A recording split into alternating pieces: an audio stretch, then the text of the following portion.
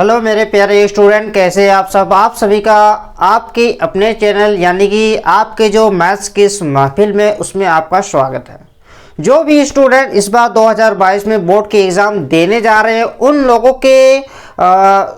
को देखते हुए हम बैच स्टार्ट किए थे, जिसमें आपका इंटीग्रेशन, वेक्टर, 3 डायमेंशनल ज्योमेट्री और मॉडल सेट के क्वेश्चन पेपर के सारे प्लेलिस्ट बनाए गए हैं और उनके जो प्लेलिस्ट है वो इस वीडियो को डिस्क्रिप्शन बॉक्स में भी मिल जाएगा। आज की इस वीडियो में हम क्या करने जा रहे हैं, आज की इस वीडियो में आपको मिलने जा रहा है एक्सरसाइज 13.2 का जो पिछले क्लास से जो बचे हुए सवाल थे उसको आज कंप्लीट करने जाएंगे और आज आपका प्रोबेबिलिटी का जो इस बार का जो सिलेबस दिया गया है वो आपकी इस वीडियो में कंप्लीट हो जाएगा। इससे पहले प्रोबेबिलिटी का 2 पार्ट हो चुका है, पार्ट 1, जिसमें हम कंडीशनल प्रोबेबिलिटी के पूरे कॉन्सेप्ट आपके लिए करवा दे चुके हैं, हर एक थ्योरी एक्सप्लेन किए हैं और पूरे कॉन्सेप्चुअल और फील भी करवा दिए हैं कि वास्तव में कंडीशनल प्रोबेबिलिटी क्या होता है। यदि आप फॉर्मूला से ही ओनली एग्जाम्पल सॉल्व करना आता है, यदि आपको अंदर से फील नहीं हो रहा तो प्लीज़ आप हमारे इंट्रो वाला क्लास देख लीजिए, ठीक है। तो सबसे पहले आप हमारा यदि पार्ट 1 का क्लास नहीं किए, पार्ट 2 का क्लास नहीं किए तो पहले उन दोनों का क्लास कर लीजिए, क्योंकि आज ये जो है आपका तीसरा क्लास होने जा रहा है प्रोबेबिलिटी का, ठीक है।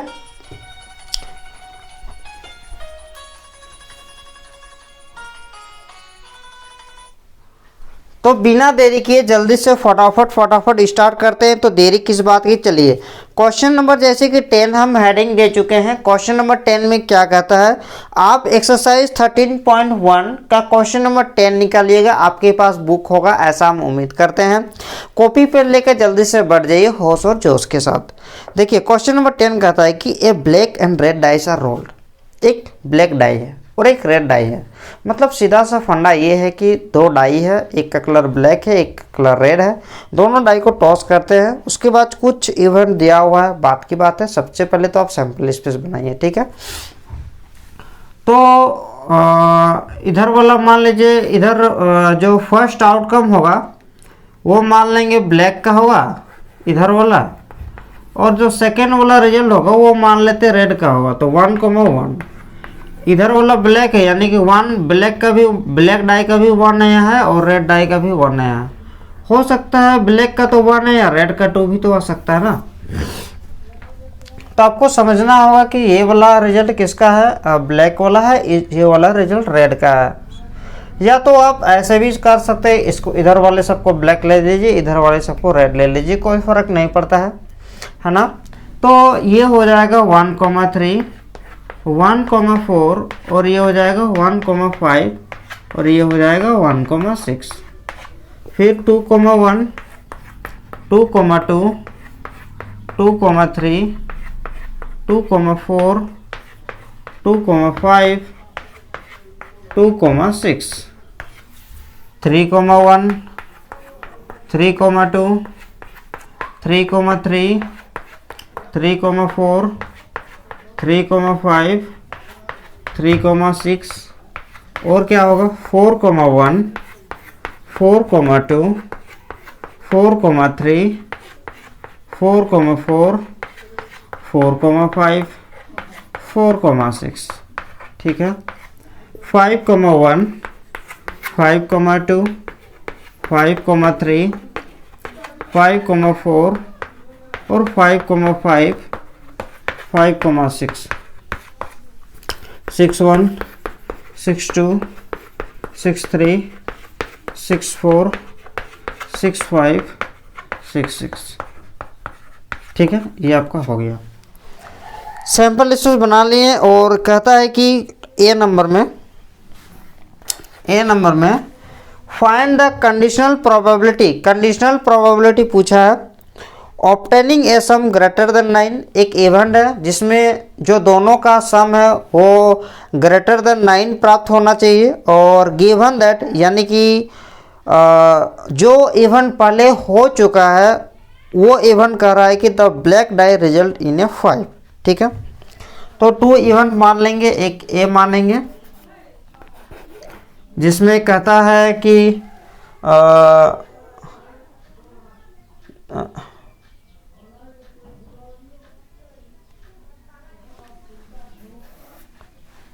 लेट करेंगे, late A be the event that A be the event that obtaining a sum greater than 9, obtaining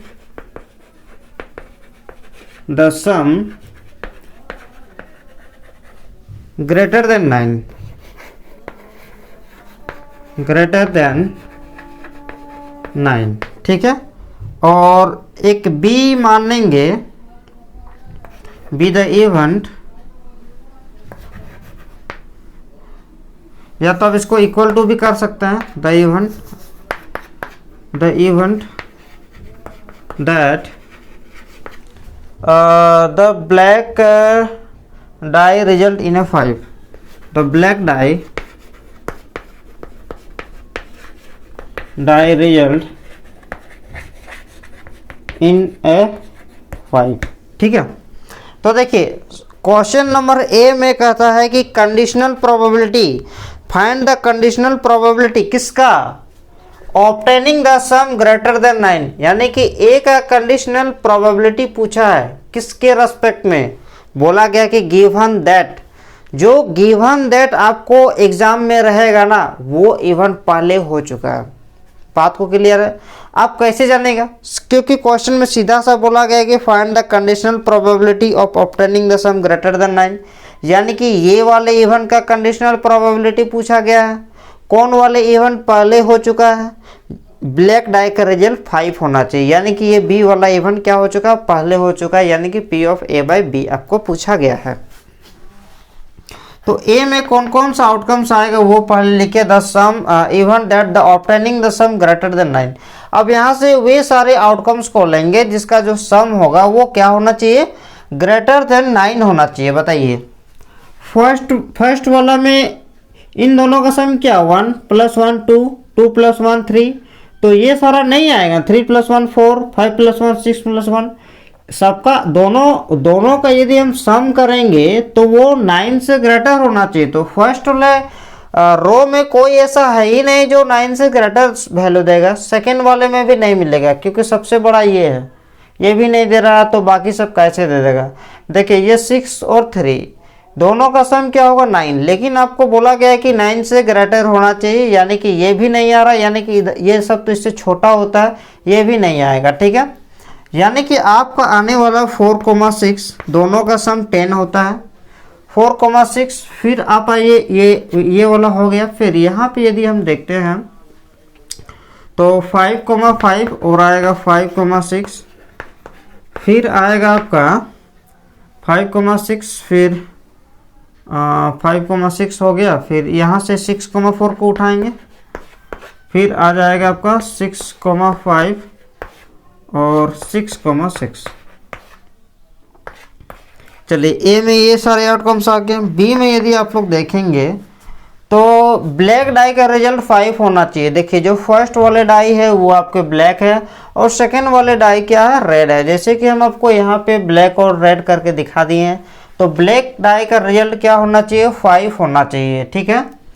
देखिए जैसे कि कोई भी आउटकम से ए और बी, तो देखिए ये वाला किसका है, ब्लैक का, ये वाला रेड का है, तो कौन से आउटकम्स में फर्स्ट का रिजल्ट 5 है, बताइए।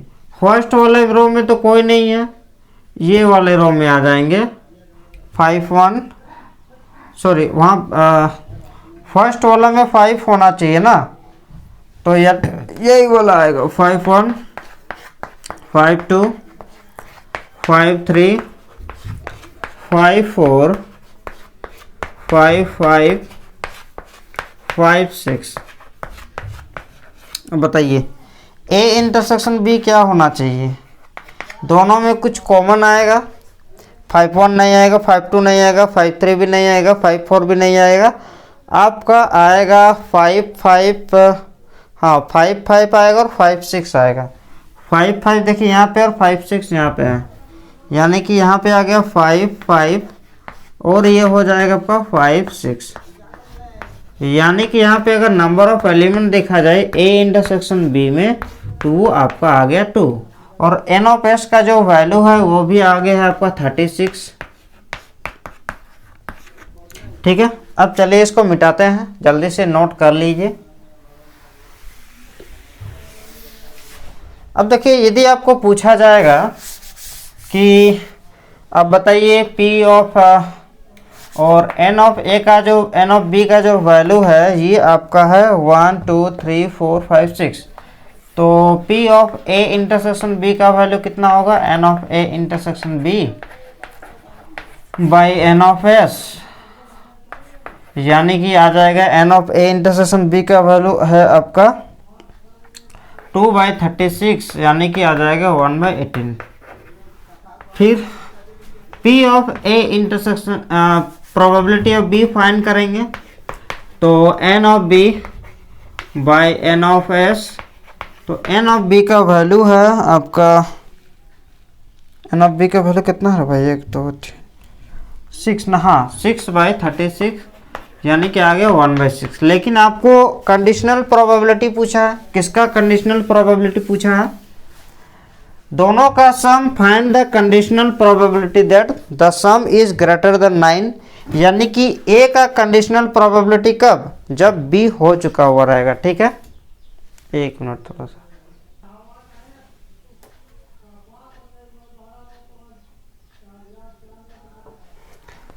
देखिए अब हमें फाइंड करना probability of A intersection B. Formula होता है P of A intersection probability of A by B, यानी कि कंडीशनल प्रोबेबिलिटी जब बी इवेंट हो चुका है, तो उस केस में पी ऑफ बी, तो प्रोबेबिलिटी ऑफ इंटरसेक्शन बी का वैल्यू 1/18 बाई 1/6, तो 1/18 नीचे वाला सबसे ऊपर, तो 6 ये और ये कटेगा 3, यानी कि 1/3 हो गया आपका आंसर। ठीक है, चलिए यहाँ तक लिख लीजिए। लेकिन जो नेक्स्ट वाला है यहाँ तक ये आंसर हो जाता है, लेकिन अब आपका आएगा बी नंबर।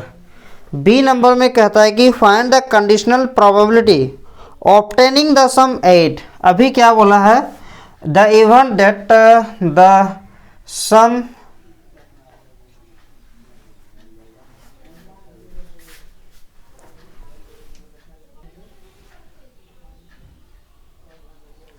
देखिए बी नंबर में कहता है कि find the conditional probability obtaining the sum 8। Conditional probability बताना है जिसका सम क्या होना चाहिए, 8 होना चाहिए, तो उसको हम मान लें A. The event that the obtaining the sum 8। ठीक है, बी में कहता है गिवन दैट, यानी कि जो इवेंट ऑलरेडी पहले से हो चुका है, क्योंकि कंडीशनल प्रोबेबिलिटी आपको ए का फाइंड करना है, तो जो इवेंट पहले से हो चुका है वो चीज़ कहता है कि the red die result in a number less than 4। Red die का जो रिजल्ट होगा वो क्या होगा, 4 से लेस देन होगा, तो ए इक्वल टू क्या होगा,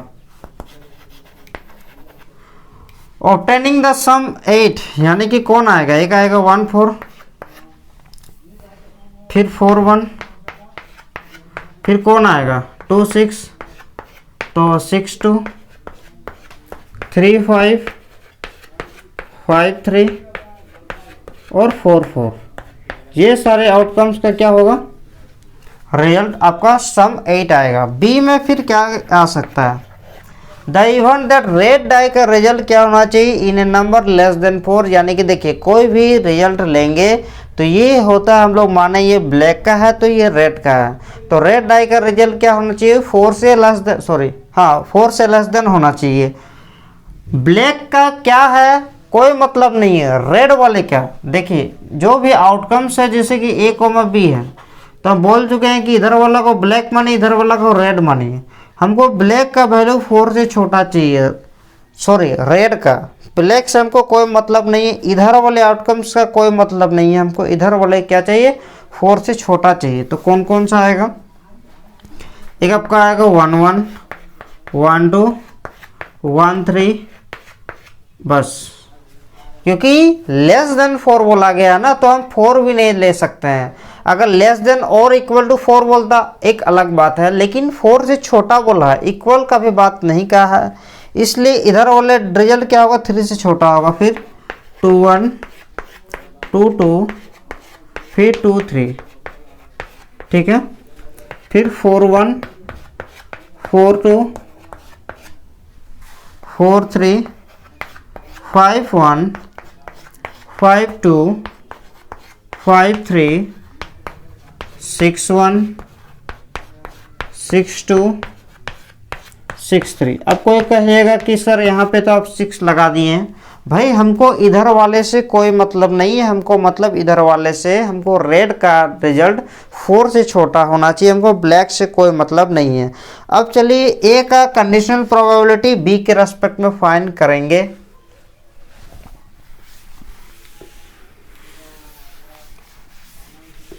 अब देखिए एन ऑफ ए का ए इंटरसेक्शन बी क्या होगा, ए इंटरसेक्शन बी क्या क्या कॉमन आएगा।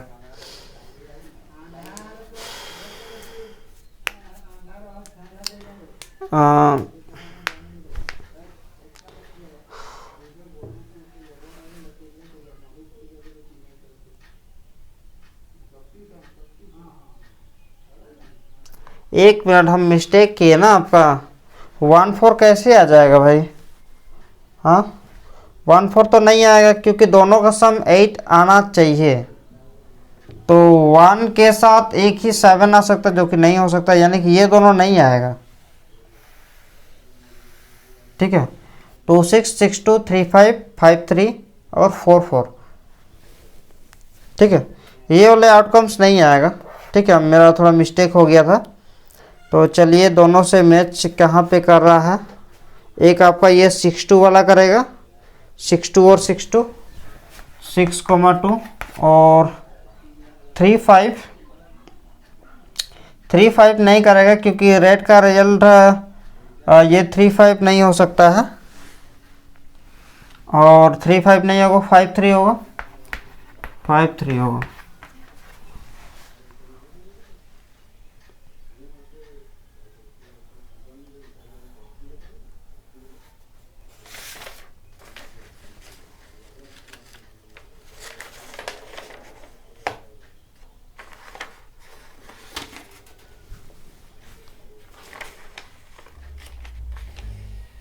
ठीक है आगे कहता है,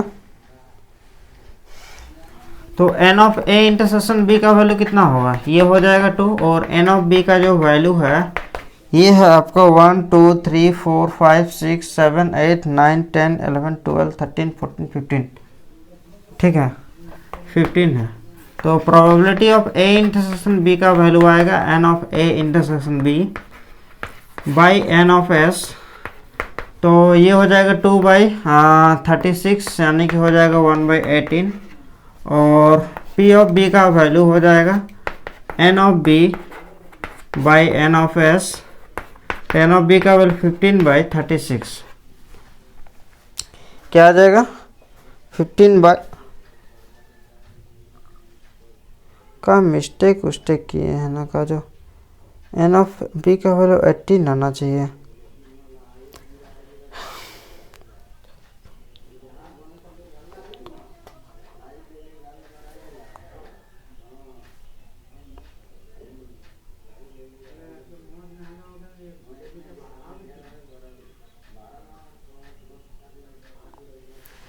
वन वन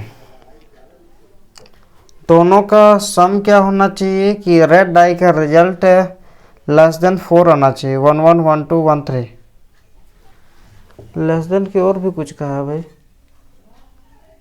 लेस देन 4 तो 1 1 1 2 1 3 2 1 2 2 2 3। अच्छा एक लाइन छूट गया ना यहाँ पे, 3 1 3 2 और 3 3 भी आ जाएगा। तो ये चीज़ होगा आपका, यानी कि टोटल हो जाएगा आपका 18 होगा यहाँ पे एन ऑफ बी का वैल्यू। तो 18/36 यानी क्या जाएगा 1/2। Now probability of A by B का वैल्यू जो होगा probability of A intersection B by probability of B. Intersection का प्रोबेबिलिटी आ गया 1/18 बाई 1/2 यानी कि 1/18 इंटू 2 यानी क्या आ जाएगा 1/9। तो 1/9 आपका आंसर आने वाला है जो कि बिल्कुल ही करेक्ट आंसर है। तो फटाफट इसको लिख लेना है।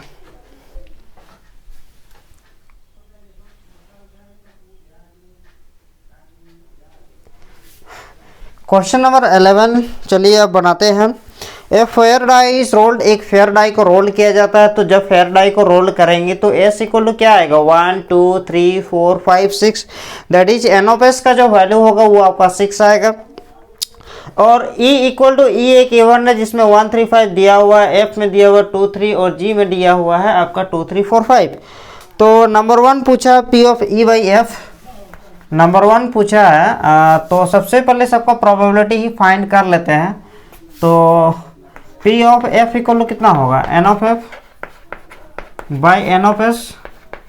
तो F में नंबर ऑफ एलिमेंट है आपका 2 और N ऑफ S में, या तो एक बार इसको लिख लेते हैं सबको एक बार सही रहेगा। यहाँ से N ऑफ S का वैल्यू आ गया 6, N ऑफ E का वैल्यू है आपका 3 और N ऑफ F का जो वैल्यू होगा ये आपका 2 और N ऑफ G का जो वैल्यू होगा ये आपका 4 आ जाएगा। तो P ऑफ E का वैल्यू क्या होगा N of E by N of S।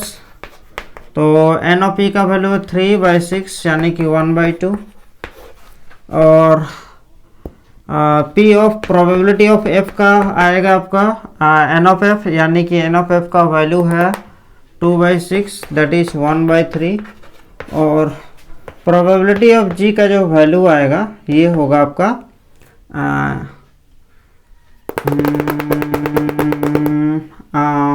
N of G का वैल्यू है 4/6 यानी कि आ जाएगा 2/3।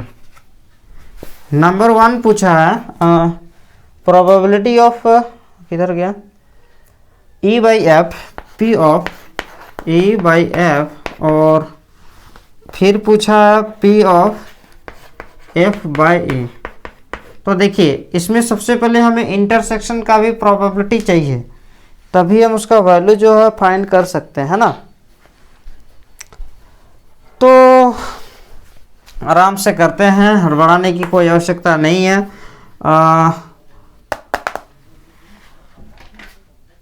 तो ज़रूरत होगा आपका यहाँ से probability of E intersection G। सबसे पहले तो हमको E इंटरसेक्शन G निकालना होगा। E इंटरसेक्शन G का जो वैल्यू आएगा वो क्या आएगा, क्योंकि ये फाइंड करने के लिए आपको फाइंड करना नंबर 1 में। तो E इंटरसेक्शन F का तो ज़रूरत होगा ना, तब ना हम उसका फॉर्मूला में रख सकते हैं। तो E इंटरसेक्शन F, तो इन दोनों में क्या कॉमन आ जाएगा, ओनली 3 आ रहा है, ठीक है। यानी कि N of E intersection F का जो वैल्यू है वो आपका ओनली 3 है। तो probability of E intersection F क्या आना चाहिए N of E intersection F by N of S। तो इसका जो वैल्यू है 3/6 यानी कि आ जाएगा 1/2, ठीक है। अब हम लोग फाइंड कर सकते हैं, नाउ कर सकते हैं P of E by F। तो probability of E intersection F by probability of F। तो इंटरसेक्शन का प्रोबेबिलिटी है 1/2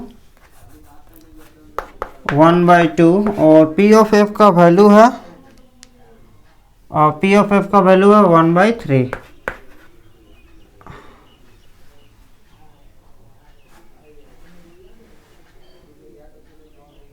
अरे यहाँ पे 1 आएगा, दोनों में कॉमन एक एलिमेंट है तो नंबर ऑफ एलिमेंट तो 1 ना होगा। तो यहाँ पे आ जाएगा आपका 1/6, ठीक है। तो इंटरसेक्शन का प्रोबेबिलिटी है आपका 1/6 यानी कि 1/6 इंटू 3 यानी कि आ जाएगा 1/2 आंसर। अगेन अब तो हमें P of F by E भी चाहिए, तो इसका प्रोबेबिलिटी होगा P of E intersection F by P of E। तो इसका जो वैल्यू होगा इंटरसेक्शन का प्रोबेबिलिटी आया है 1/6 और P ऑफ E का वैल्यू यहाँ से 1/2 यानी कि आ जाएगा 1/3 आंसर, ठीक है। सेम है आपका number two P of E by G and P of G by E. तो number two P of E by G, number two में है P of E by G और P of G by E, ये चीज़ निकालना है। Same है, बस डाटा चेंज हो जाएगा। तो ये नंबर टू आप खुद भी कर सकते हैं। हम आपके लिए नंबर थ्री कर दे रहे हैं जो थोड़ा यूनियन इंटरसेक्शन का लफड़ा है। ठीक है, तो चलिए इसको जल्दी से नोट कर लीजिए।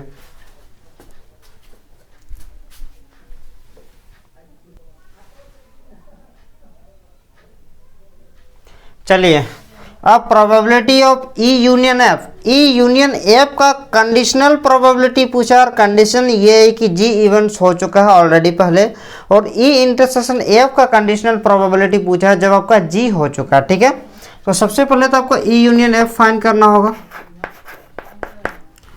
तो ई यूनियन एफ का वैल्यू आ जाएगा, इन दोनों में यूनियन यदि हम करते हैं 1 3 5 और यूनियन 2,3, तो ये आ जाएगा 1 2 3 5, यानी कि number of element E interest, अच्छा ये हो गया।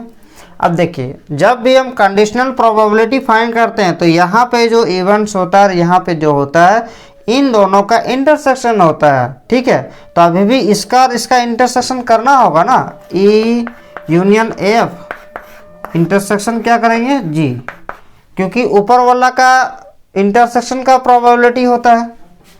तो अब बताइए ई यूनियन एफ का वैल्यू है 1 2 3 5 और जी का जो वैल्यू है वो आपका 2 3 4 5। तो यहाँ पे वैल्यू आपका आ जाएगा, कॉमन आ जाएगा, 2 आएगा, 3 आएगा और 5 आएगा। That means N number of element in E union F intersection G का जो वैल्यू होगा ये आपका 3 आ गया। That means probability of E union F intersection G का जो वैल्यू होगा वो क्या होगा, number of element 3 by total element 6, यानी क्या आ जाएगा 1/2। चलिए अब इसको तो हमें मिटाना होगा ऊपर।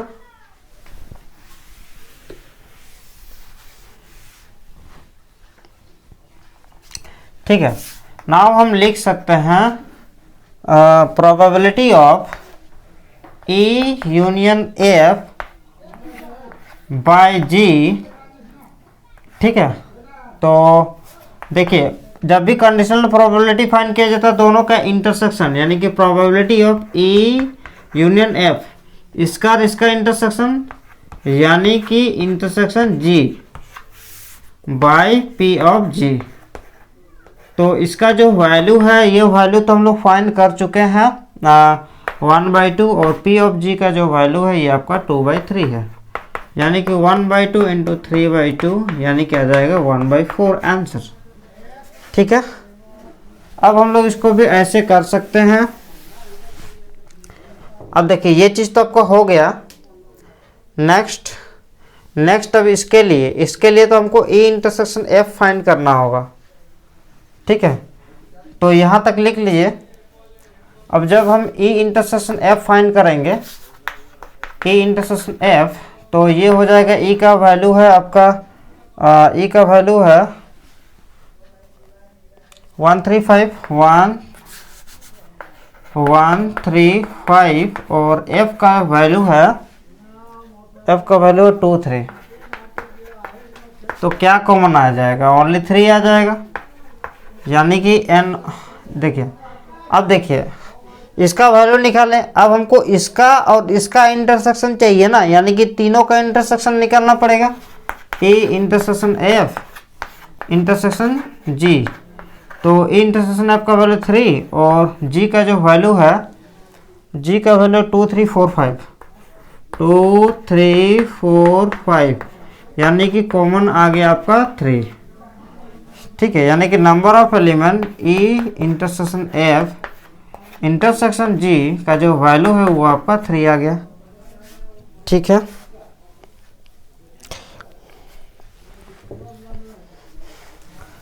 तो यहां से अब हम लोग फाइंड कर सकते हैं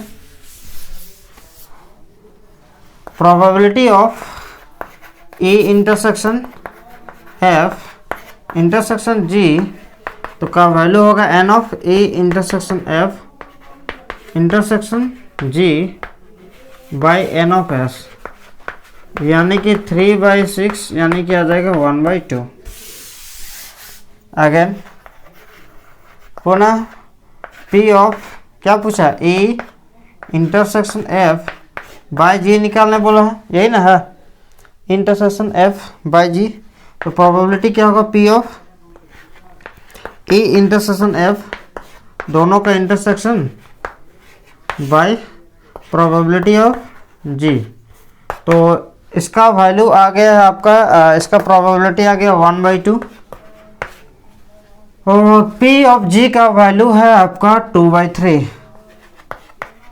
यानी कि 1/2 इंटू 3/2, यानी क्या आ जाएगा 3/। अरे यार यहाँ पे कहाँ ध्यान रखता है यार मेरा, 3/4 आपका आंसर आ जाएगा। ठीक है, तो फट से लिख लीजिए, ये क्वेश्चन हमारा कंप्लीट है। एक मिनट, थोड़ा सा मेरा मिसिंग हुआ है यहाँ पे। जो नंबर ऑफ एलिमेंट है, ये आपका एलिमेंट जो आया है आपका 3 आया है, तो नंबर ऑफ एलिमेंट तो आपका यहाँ पे 1 ना होगा, तो ये आ जाएगा 1/6। ठीक है, तो यहाँ पर भी वैल्यू हो जाएगा 1/6, तो 1/6 यानी कि आ जाएगा आपका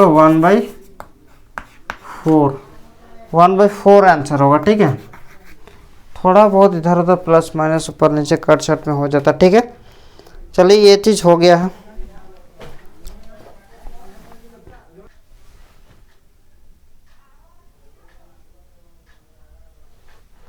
देखिए क्वेश्चन नंबर 12 में कहता है, पहले आप ध्यान से समझिए क्योंकि क्वेश्चन काफ़ी लंबा है, यदि हम बोर्ड पे लिखेंगे तो हमारा आंसर लिखने का समय नहीं होगा, मतलब प्लेस स्पेस नहीं बचेगा। तो प्लीज़ आप अपना बुक में क्वेश्चन को रीड कीजिए, हम आपको क्वेश्चन एक्सप्लेन कर दे रहे हैं।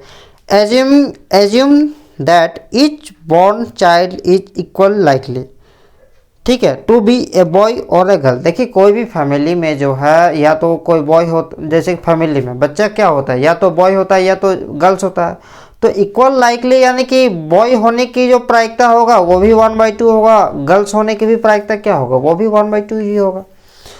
तो कहता है कि if a family has 2 children, मान लेते हैं कि किसी भी फैमिली के पास कितने चिल्ड्रन है, 2 चिल्ड्रन है। ठीक है, अब आप बताइए, पहले आप 2 चिल्ड्रन है तो यहाँ तक आप सिंपल इससे बताइए, यदि किसी फैमिली के 2 चिल्ड्रन है, या तो दोनों बॉय हो सकते हैं या तो दोनों गर्ल्स हो सकते हैं, तो इसके सैंपल स्पेस क्या क्या बनेंगे, जैसे कि हम आपको ऊपर में लिखवा चुके हैं कि let B and G denote the boy and girl child respectively, then the sample spaces. देखिए क्या होगा, हो सकता है कि फर्स्ट में बॉय का जन्म हुआ, बाद में गर्ल्स का जन्म हुआ,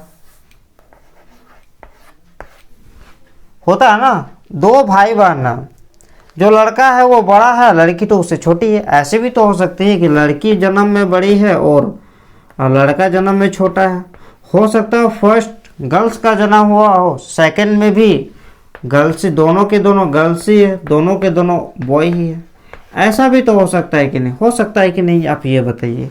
लेकिन यहाँ पे आपको फिर से बोला गया है कि what is the conditional probability, यानी कि कंडीशनल प्रोबेबिलिटी क्या होगा, किसका, दैट बोथ आर गर्ल्स, दोनों ही गर्ल्स होने की कंडीशनल प्रोबेबिलिटी। अगर सिंपल प्रोबेबिलिटी पूछता है तो हम निकाल लेते भाई, टोटल नंबर ऑफ आउटकम्स नीचे आता 4 और ऊपर दोनों ही गर्ल्स होने की प्रोबेबिलिटी आता 1, यानी कि 1/4। लेकिन आपको सिंपल प्रोबेबिलिटी नहीं पूछा गया है, आपको कंडीशनल प्रोबेबिलिटी बताना है। और कंडीशन 1 नंबर में एक अलग कंडीशन दिया हुआ है, the youngest is the girl, number 2 में the at least 1 is a girl. लेकिन जिसका कंडीशनल प्रोबेबिलिटी पूछा गया पहले उसको लिख लेते हैं। ठीक है, तो देखिए लेट करेंगे ई, द इवेंट दैट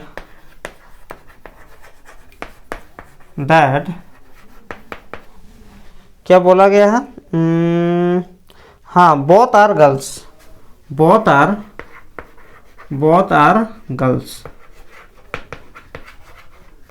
तो उस केस में ई में कौन कौन से आउटकम्स आएंगे बताइए।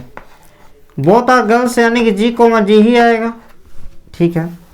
नंबर 1 कहता है कि उस समय, देखिए एक्चुअली में हमको दोनों ही लड़कियां होने की क्या प्रोबेबिलिटी होगी, कैसी प्रोबेबिलिटी, कंडीशनल प्रोबेबिलिटी। नंबर 1 में एक अलग कंडीशन दिया हुआ, नंबर 2 में एक अलग कंडीशन दिया हुआ। तो नंबर 1 में कहता है कि नंबर 1 में किधर गया, नंबर 1 में कहता है कि the youngest is a girl, जो यंगेस्ट होगी वो क्या होनी चाहिए, गर्ल्स होनी चाहिए, ठीक है। The youngest is a girl. F एक इवेंट मान लेंगे, the event that the youngest is a girl. Youngest वो क्या होना चाहिए, यंगेस्ट मतलब क्या हुआ, जैसे कि दो बहन है तो छोटी वाली लड़की होनी चाहिए, ठीक है। तो यंगेस्ट इज ए गर्ल यानी कि देखिए इसमें से यंगेस्ट कौन है, इसमें से यंगेस्ट जी है, इसमें से यंगेस्ट कौन है, बी है। यंगेस्ट मतलब होता है दो भाई बहन में जो छोटा होता है उसको यंगेस्ट कहेंगे। तो इसमें से यंगेस्ट कौन है, ये वाला जी, इसमें से यंगेस्ट कौन है, ये बी है। तो वे सारे आउटकम्स लेंगे जिसमें यंगेस्ट यानी कि छोटी वाली लड़की होनी चाहिए। अब बताइए बी और जी, इसमें से बड़ा कौन, भाई बी को पहले लिखे यानी कि बी पहले जन्म लिया है, जी बाद में जन्म लिया है। तो यंगेस्ट गर्ल होनी चाहिए यानी कि एक बी कोमा जी आएगा जिसमें छोटी वाली लड़की है, और यहाँ भी तो छोटी वाली लड़की ही ना है यानी कि जी कोमा जी आएगा, ठीक है। तो ई इंटरसेक्शन एफ का जो वैल्यू होगा ये आपका आएगा जी कोमा जी, यानी कि N of E intersection F का जो वैल्यू है ये आपका आ जाएगा 1। That is probability of E intersection F का वैल्यू आ जाएगा N of E intersection F by होगा N of S. That means E intersection F यानी कि 1 बाई, और यहाँ पे आप लिख सकते हैं एन ऑफ एस का जो वैल्यू है वो आपका 4 है, दैट इज आ गया 1/4। नाउ हम फाइंड करेंगे probability of E intersection F. इसका फॉर्मूला होता है probability of E union F by n P of F. तो अच्छा हम पी ऑफ एफ भी नहीं निकाले ना, तो पी ऑफ एफ भी यहाँ पे निकाल सकते हैं, n of F by N of S. तो पी ऑफ एफ का वैल्यू होगा पी ऑफ एफ यानी कि 2/4 यानी क्या आ जाएगा 1/2। तो probability of E intersection F का वैल्यू आ गया हमारा 1/4 और पी ऑफ एफ का वैल्यू आ गया हमारा 1/2। दैट इज 1/4 इंटू हो जाएगा 2 यानी कि आ जाएगा 1/2। ये हो गया आपका आंसर। तो आपको समझ में आ गया होगा अभी तक, ठीक है। चलिए जल्दी से इसको नोट कर लीजिए।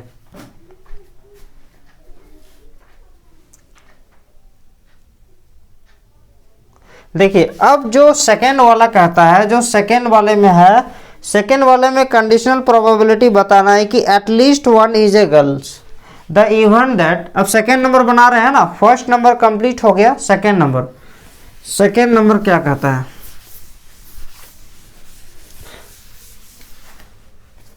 At least 1 is a girl, at least 1 is a girl.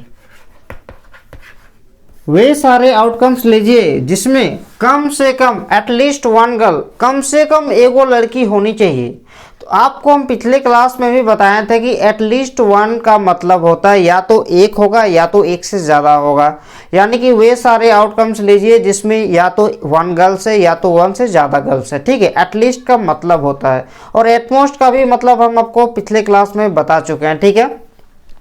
तो एटलीस्ट 1 गर्ल्स होनी चाहिए, यानी कि या तो वे सारे आउटकम जिसमें एक गर्ल्स है या तो वे सारे आउटकम जिसमें मोर देन 1 गर्ल्स है, ठीक है। क्या इसमें बी कोमा जी आएगा? यस सर, बी कोमा जी आएगा क्योंकि इसमें 1 गर्ल्स है। जी कोमा बी भी आएगा, इसमें भी 1 गर्ल्स है, और जी कोमा जी भी आएगा क्योंकि यहाँ पे 2 गर्ल्स है। एटलीस्ट मतलब होता है या तो 1 गर्ल्स या तो 1 से ज़्यादा, तो 2 गर्ल्स भी चलेगा। लेकिन बी कोमा बी नहीं आएगा बिकॉज यहाँ पे एक भी गर्ल्स नहीं है, ठीक है। अब ई इंटरसेक्शन एफ यदि हम लोग फाइंड करते हैं तो यहाँ पे आपका जो कॉमन आ जाएगा इन दोनों में से, तो आपका जी कॉमा जी आएगा। अच्छी बात है सर। तो N of E intersection F का जो वैल्यू होगा ये आपका आ जाएगा 1। तो probability of E intersection F का जो वैल्यू आ जाएगा ये भी एन इंटरसेक्शन एफ बाई होता है n of S, that means 1 by intersection of 1/4।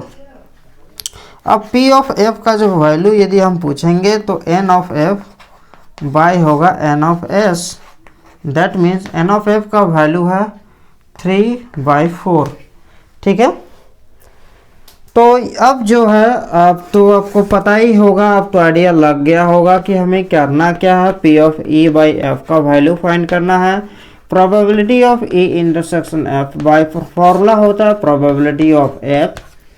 तो इंटरसेक्शन का प्रोबेबिलिटी आपका आ चुका है 1/4 और पी ऑफ का वैल्यू आ गया 3/4। तो 4 में 4 कैंसिल, यानी कि 1/3 हो गया आपका आंसर। तो फर्स्ट इसको लिख लीजिए।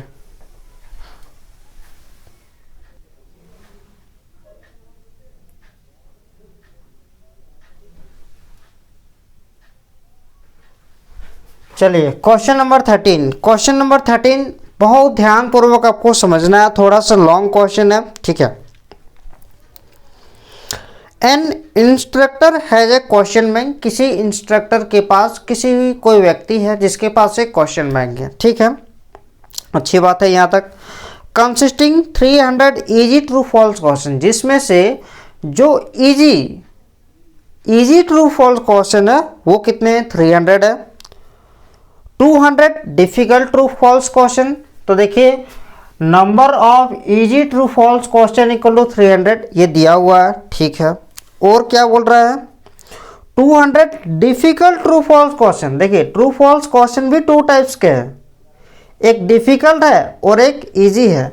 तो number of difficult true false question equal to क्या आएगा 200। और क्या दिया हुआ sir 500 easy multiple choice question. तो number of easy multiple choice question कितना 500 है और 400 डिफिकल्ट मल्टीपल चॉइस क्वेश्चन। तो इसलिए number of difficult multiple choice question equal to 400। तो टोटल यदि हम ऐड करेंगे तो 900 211 और ये हो जाएगा 1400। ठीक है। चलिए यहाँ तक आपको कोई दिक्कत कोई परेशानी नहीं है। ठीक है। इफ एक देखिए यानी कि हमारे पास इस क्वेश्चन में आपके 4 टाइप्स के क्वेश्चन है। मेनली अगर देखा जाए तो MCQ है और एक है ट्रू फॉल्स। ट्रू फॉल्स भी 2 टाइप्स, एक easy true false, difficult true false. जो MCQ है that is multiple choice question, वो भी 2 टाइप्स, एक इजी और एक डिफिकल्ट। यानी कि टोटल आपके पास 4 टाइप्स के क्वेश्चन है। तो कोई भी आदमी यदि सिलेक्ट करेगा तो कहीं से भी सिलेक्ट कर सकता है। तो थोड़ा अब ध्यान देने योग्य बातें हैं। If A question is selected at random, मान लेते हैं एक क्वेश्चन को रैंडमली सिलेक्टेड करेंगे तो इन चारों में से कहीं से भी सिलेक्शन हो सकता है। From the question bank what is the probability that, उसका क्या प्रोबेबिलिटी होगा it will be an easy question, कि उसका क्या प्रोबेबिलिटी होगा कि वो एक इजी क्वेश्चन होगा। गिवन दैट मतलब इजी क्वेश्चन तो होगा लेकिन पहले से दिया हुआ है it is a multiple choice question, यानी कि आपको कंडीशनल प्रोबेबिलिटी पूछा है।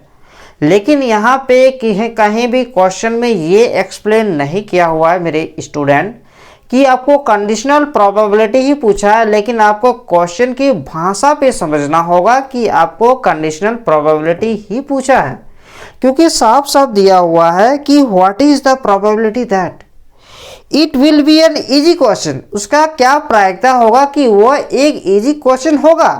गिवन दैट, वो जो गिवन दैट वाला वर्ड दिया हुआ ना उसी से पता चल रहा है कि ये एक कंडीशनल प्रोबेबिलिटी है। यानी कि गिवन दैट यानी कि जो दिया हुआ है कि it is a multiple choice question, यानी कि पहले मल्टीपल चॉइस क्वेश्चन हम सिलेक्ट कर लिए, पहले मल्टीपल चॉइस क्वेश्चन हम सिलेक्ट कर लिए, यानी कि पहले मल्टीपल चॉइस क्वेश्चन सिलेक्ट हो गया।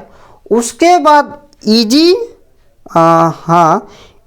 इजी क्वेश्चन सिलेक्ट करने की क्या प्रायिकता होगा।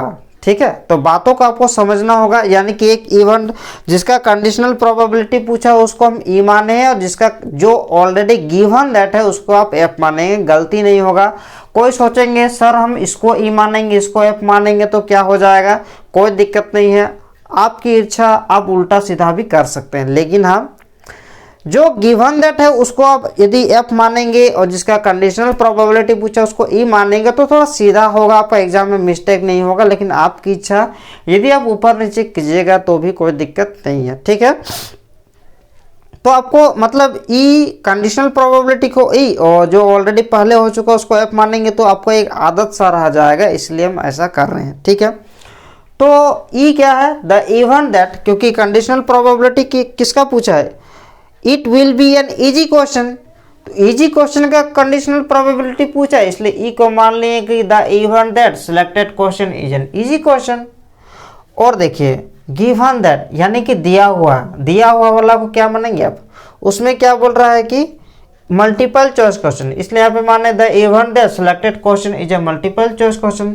आप में से बहुत सारे स्टूडेंट ऐसे होंगे जिसको ये लगता है कि सर मतलब बहुत सारे लड़का लोग को लड़की लोग को ये चीज़ लिखने में मुश्किल होता है कि सर हम ई में क्या स्टेटमेंट लिखें, एफ में क्या स्टेटमेंट लिखें। तो आपको जानकारी के लिए बता देते हैं कि आपको इसमें घबराने की कोई आवश्यकता नहीं है। यहाँ तक तो आप खुद भी लिख सकते हैं द इवेंट दैट, उसमें क्या पूछा, किसका कंडीशनल प्रोबेबिलिटी पूछा उसको लिख देना है, और क्या दिया हो उसको लिख देना। हम यहाँ अपने से कुछ भी नहीं लिखे हैं, सारा बुक का ही है, ठीक है। आप वहाँ से भी स्टेटमेंट को ले सकते हैं कि क्या दिया हुआ है, किसका पूछा है, और जो ऑलरेडी पहले से दिया हुआ उसको ई और एफ मानेंगे। तो आई होप आपको समझ में आ रहा होगा। और एक बात, अभी तक चैनल को यदि आप लाइक नहीं किए हैं, हम बार बार चैनल पढ़ने के मूड में और पढ़ने के जोश में हम लाइक करने भी आपको करवाने भी भूल जाते हैं। देखिए आप लोग जितने भी ज़्यादा से ज़्यादा शेयर वेयर कर दीजिएगा, सब्सक्राइब भी कर दीजिएगा, लाइक भी कर दीजिएगा, क्योंकि आप लोगों के लिए हम इतना मेहनत कर रहे हैं, आपको कुछ तो दक्षिणा के रूप में देना होगा। इसमें ना तो आपको कोई फी लग रहा है ना तो कुछ लग रहा है, आराम से पढ़ा रहे हैं, है ना। आपके एग्ज़ाम के लिए हम इतना मेहनत कर रहे हैं तो आप भी हमारे लिए कुछ कीजिए, दम लगा दीजिए, एक बार शेयर वेयर कर दीजिए, आपके दोस्तों तक बोल दीजिए अभी क्लास व्लास हो रही है, जितने लोग अभी तक नहीं किए हुए हैं, ठीक है। तो चलिए अब बहुत आराम से करते हैं। आइए तो देखिए यहाँ पे ई इक्वल टू सेट में हम नहीं लिख सकते हैं, क्यों, क्योंकि क्वेश्चन बहुत सारा है ना। हम डायरेक्ट नंबर ऑफ एलिमेंट में लिखेंगे, डायरेक्ट एन ऑफ ई में लिखेंगे। ई इक्वल टू क्या, हम क्वेश्चन सेपरेट करके लिखना बहुत 400-500 क्वेश्चन है ना, हम बस उसकी संख्या पे जाएंगे। तो एन ऑफ ई का जो वैल्यू होगा वो क्या होगा, the number of selected question is an easy question. अब आप ही बताइए इजी क्वेश्चन कितना है। इजी क्वेश्चन यहाँ भी इजी क्वेश्चन है 300 प्लस इजी क्वेश्चन आपका यहाँ भी यानी कि 500 यानी कि 800। एन ऑफ एफ यानी कि मल्टीपल चॉइस क्वेश्चन, तो मल्टीपल चॉइस क्वेश्चन है आपका मल्टीपल चॉइस क्वेश्चन यानी कि 900, ठीक है। अब n of E intersection F का वैल्यू फाइंड करेंगे। अब बताइए एन ऑफ एफ यानी कि ये हो गया आपका मल्टीपल चॉइस क्वेश्चन, तो मल्टीपल चॉइस क्वेश्चन 500 प्लस 400 ऐसे लिखेंगे, तो आपको भी याद रखने में मुश्किल नहीं होगा, ठीक है। अब बताइए मतलब वैसा क्वेश्चन जो ई में भी है और वैसा क्वेश्चन जो एफ में भी है। ई में कैसा क्वेश्चन है, ई में आपका इजी क्वेश्चन है और एफ में आपका मल्टीपल चॉइस क्वेश्चन है। तो हमको नंबर ऑफ क्वेश्चन लिखना है जो इजी भी होना चाहिए और मल्टीपल चॉइस क्वेश्चन भी होना चाहिए, क्योंकि ई में बोला गया है कि वो इजी क्वेश्चन का सेट है और एफ में बोला गया है कि वो मल्टीपल चॉइस का क्वेश्चन। तो आप ही बताइए वैसे क्वेश्चन कितने हैं जो इजी भी है और मल्टीपल चॉइस भी है। देखिए इजी मल्टीपल चॉइस क्वेश्चन वो आपका कितना 500 है, ठीक है। तो अब प्रोबेबिलिटी हम लोग फाइंड करेंगे और यहाँ पे जो एन ऑफ एस का वैल्यू है मतलब टोटल नंबर ऑफ क्वेश्चन वो आ जाएगा 1400, that is P of E intersection F का वैल्यू आएगा n of E intersection F by N of S, that is that is E intersection F का जो वैल्यू है वो आपका आ जाएगा N of E intersection of 500 by 8, यहाँ पे है आपका 1400, तो ये चीज़ ये और ये कैंसिल, यानी कि 5/14। ठीक है। नेक्स्ट पी ऑफ एफ का जो वैल्यू होगा ये एन ऑफ एफ बाई होगा एन ऑफ एस, तो एन ऑफ एफ का जो वैल्यू है वो है आपका 900 बाई आपका है 1400, तो ये आ जाएगा आपका 9/14। Now P of E intersection E by F, तो P of E intersection F by P of F, तो इसका जो वैल्यू है इंटरसेक्शन का प्रोबेबिलिटी है 5/14 और इसका है 9/14, तो ये आ जाएगा 5/9। तो यहाँ तक ये आपका आंसर हो चुका है। तो जल्दी से फटाफट इसको नोट कर लीजिए और समझ में नहीं आएगा तो कमेंट वमेंट कर दीजिएगा। ठीक है, कमेंट आप जितना कीजिएगा उतना हमारा एनर्जी मिलता है और आपके लिए और भी अच्छा अच्छा कंटेंट लेके आने का प्रयास करेंगे, तो कमेंट वमेंट करने नहीं भूलिएगा। ठीक है, चलिए लिख लीजिए।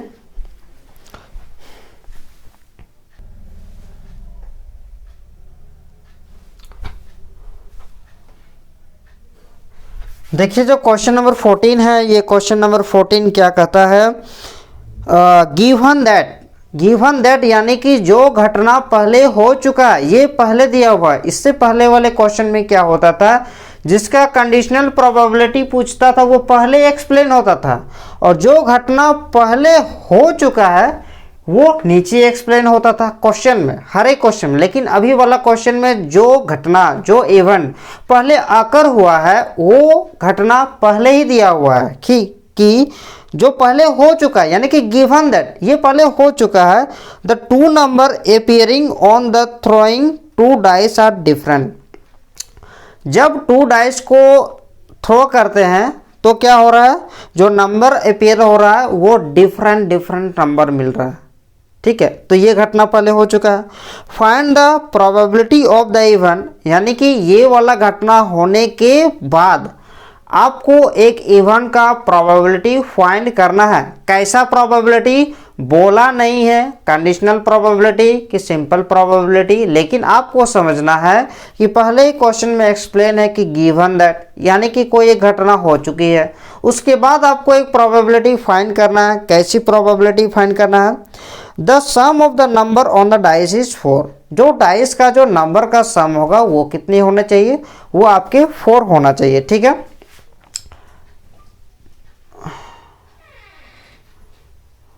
तो 4 होना चाहिए, दैट मीन्स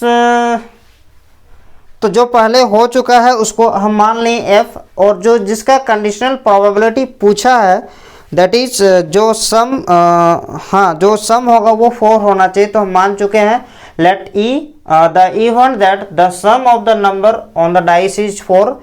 जो डाइस का जो नंबर का जो सम होगा वो 4 होगा, और जो घटना पहले हो चुका है उसका मान लिए हैं 2 डाइस आर डिफरेंट। ठीक है, तो when 2 dice are thrown then n of S equal to कितना होगा 36। देयरफॉर ई इक्वल टू होगा the event that the sum of the number on the dice is 4। तो वैसे आउटकम्स लेंगे जिसका जो सम होगा वो 4 होना चाहिए। आप इसको भी एक्सप्लेन कर सकते हैं। एन ऑफ एस का वैल्यू जो आएगा 1 1 2 2 3 3 करके 36 आएगा। तो लिखा गया कि when 2 dice are thrown then n of S का वैल्यू कितना आएगा 36 आएगा। अब हमें ई में वैसे आउटकम्स को लेना है जिसका दोनों डाई का जो रिजल्ट आना चाहिए उसका सम कितना होना चाहिए, वो 4 आना चाहिए। यानी कि 1 3 आएगा और आ जाएगा आपका 3 1 आएगा, फिर 1 3 फिर 1 3 3 1। ठीक है, फिर और आ सकता है 2 2 आ सकता है। ठीक है, फिर 1 3 3 1 2 2 बस। ठीक है, दैट इज एन ऑफ ई का जो वैल्यू होगा वो कितना होगा 3। नेक्स्ट एफ इक्वल टू कितना आएगा, the event that appear to different number. जो दोनों का नंबर होगा वो क्या होना चाहिए, अलग अलग होना चाहिए, यानी कि 1,1। क्या ये 1,1 आएगा? नहीं आएगा, क्योंकि हम लोग एफ इवन पे माने एपियर टू डिफरेंट नंबर, यानी कि जब हम डाई को थ्रो करेंगे तो डिफरेंट एपियर नंबर होना चाहिए, यानी कि फर्स्ट डाई में जो रिजल्ट आया सेकेंड डाई में वो रिजल्ट नहीं आना चाहिए। ठीक है, यानी कि कौन आएगा 1 2 1 3 1 4 1 5 1 6 2 1 2 3 2 4 2 1 2 3 2 4 2 5 2 6 3 1 3 2 3 4 3 5 3 6 4 1 4 2 4 3 4 5 4 6 5 1 5 2 5 3 5 4 5 5 तो नहीं होगा, 5 6। ठीक है, 6 1 6 2 6 3 6 4 6 5, बस इतना ही आएगा। यानी कि ये जो एफ है ये पहले हो चुका है, जिसमें ये बता रहा है कि दोनों डाई का जो रिजल्ट आना चाहिए वो डिफरेंट आना चाहिए।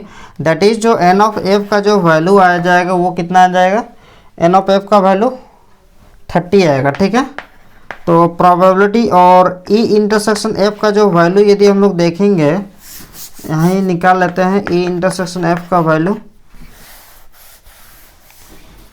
ई इंटरसेक्शन एफ तो इसमें आ रहा है कॉमन 1 3 और 3 1 आएगा। That means number of element in E intersection F ये हो जाएगा आपका 2।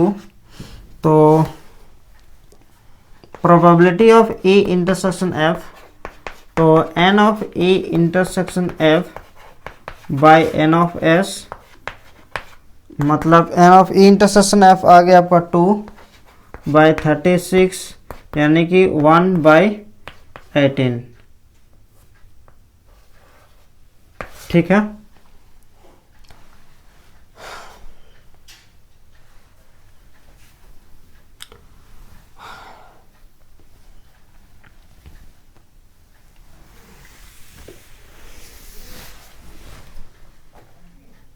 नेक्स्ट पी ऑफ एफ का जो वैल्यू होगा वो होगा N of F by N of S.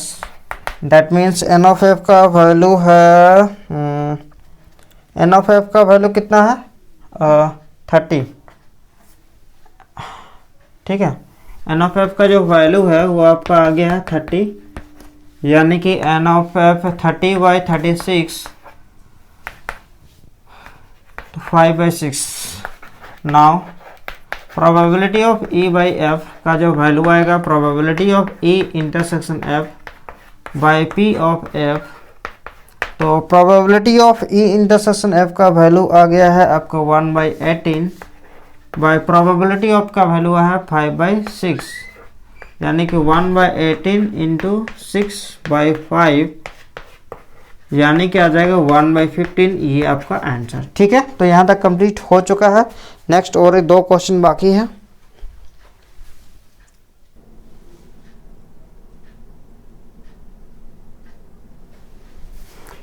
चलिए आइए क्वेश्चन नंबर 15। तो क्वेश्चन नंबर 15 बहुत ध्यान से समझने की आवश्यकता है, बहुत ही ध्यान से समझिए। Consider the experiment of throwing a die. एक एक्सपेरिमेंट कर रहे हैं जिसमें एक डाई को थ्रो कर रहे हैं, तो एक डाई को थ्रो करेंगे तो आपको भी पता है कि 1 2 3 4 5 और 6 आता है। ठीक है, और if A multiple of 3 comes of, यदि 3 का मल्टीपल आता है, यानी कि 3 का मल्टीपल यानी कि या तो 3 आएगा या तो 6 आएगा, तो कहता है कि थ्रो द डाई अगेन। तो उस केस में हम डाई को फिर से थ्रो करेंगे, तो फिर से थ्रो करेंगे तो एक डाई को फिर से थ्रो करना है। चलिए समझ में आ गया। और कहता है कि again and if any other number come up, यानी कि 3 और 6 के अलावा यदि कोई दूसरी नंबर मिलता है तो आपको क्या करना है कि टॉस ए कॉइन, एक कॉइन आपको टॉस करना है। चलिए जिसमें हेड और टेल आएगा। तो चलिए सबसे पहले आप सैंपल स्पेस बनाइए, वो बात की बात है, आपको एक्सपेरिमेंट समझ में आया। सबसे पहले एक डाइस को रोल करना है, डाई को रोल करेंगे, यदि आपका 3 का मल्टीपल आता है दैट इज 3 और 6 दिखाई देता है तो आपको डाई को फिर से रोल करना है। और यदि कोई अदर नंबर मिलता है दैट इज 1 2 4 5 तो इस केस में आपको एक कॉइन टॉस करना है। ठीक है, तो आपको इस केस में सैंपल स्पेस बताना है। ठीक है, तो द सैंपल स्पेस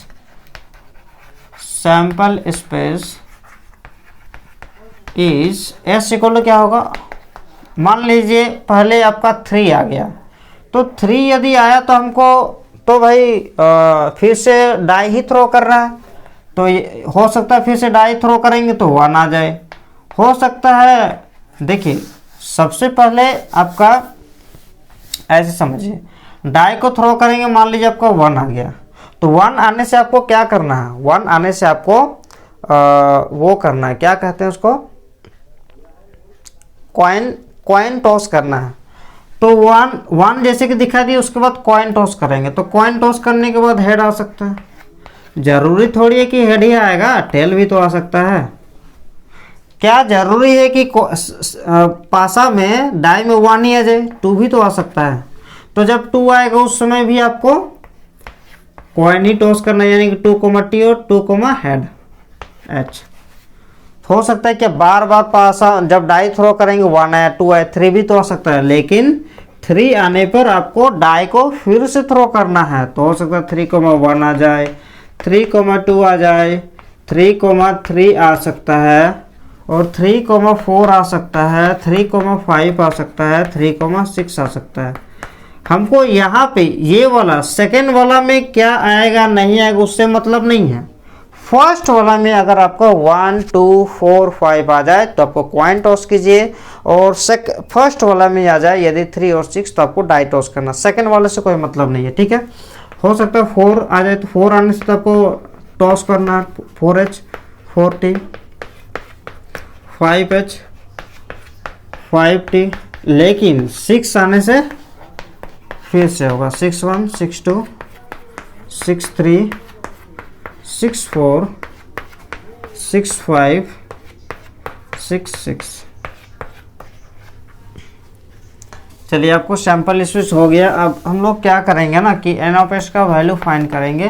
तो 1 2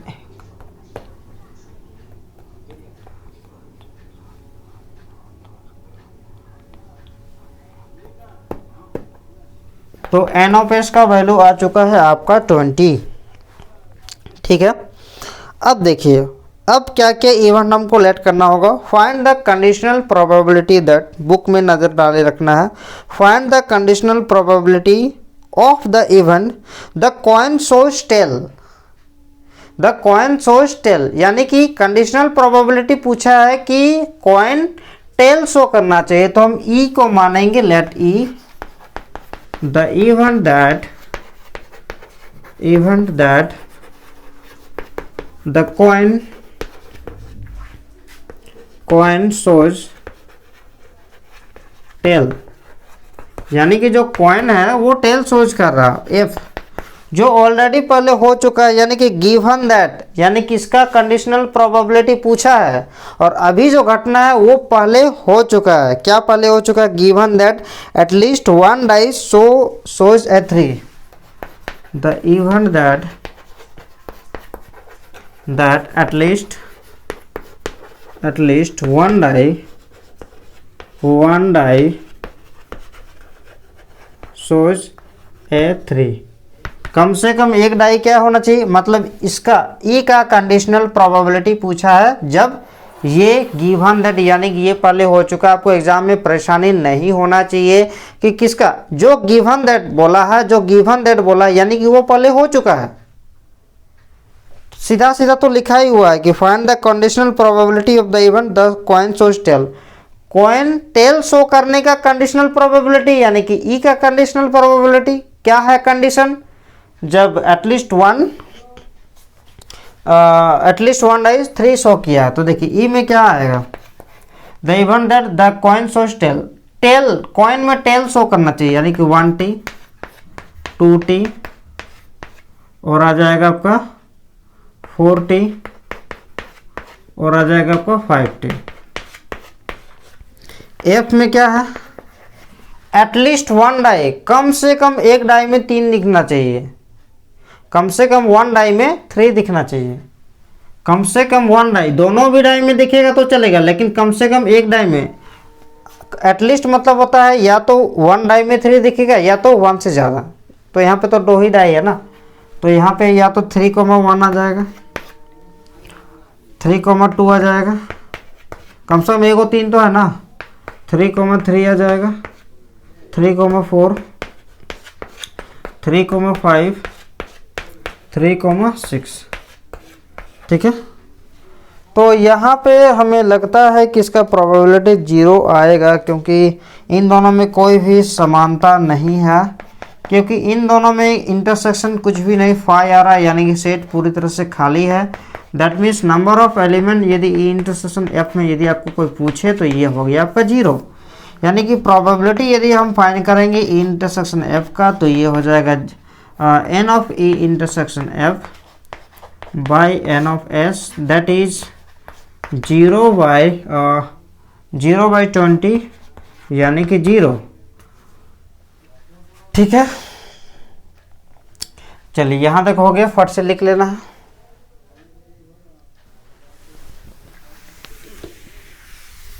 अब देखिए एन ऑफ एफ का वैल्यू कितना है, एन ऑफ एफ का वैल्यू 1 2 3 4 5 6, तो प्रोबेबिलिटी ऑफ एफ का वैल्यू आ जाएगा 6 by N of F by N of S, तो इसका वैल्यू है आपका 6 बाई, और इसका एन ऑफ एस का वैल्यू 20, यानी कि ये हो जाएगा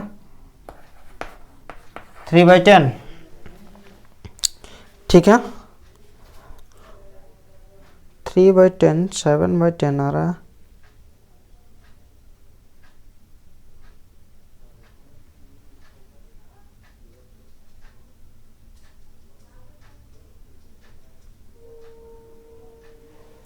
अच्छा, यहाँ पे एक और चीज़ नहीं हुआ है, यहाँ पे आपका 3,6 के अलावे आपका 6,3 भी तो आएगा ना, छूट गया, यानी कि इसका वैल्यू आ जाएगा 7, तो ये हो जाएगा 7/20।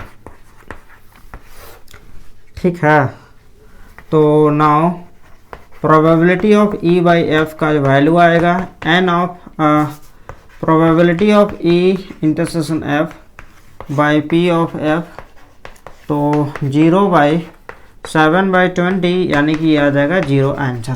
ठीक है, जल्दी से लिख लीजिए।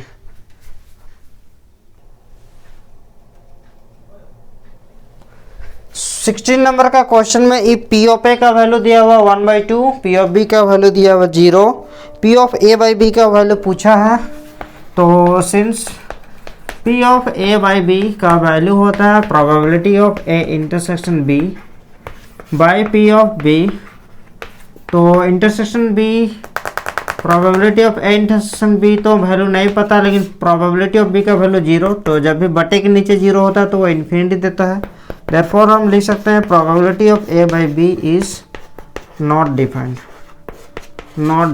ठीक है, तो नॉट डिफाइंड होगा, that means option number C correct होगा। ठीक है,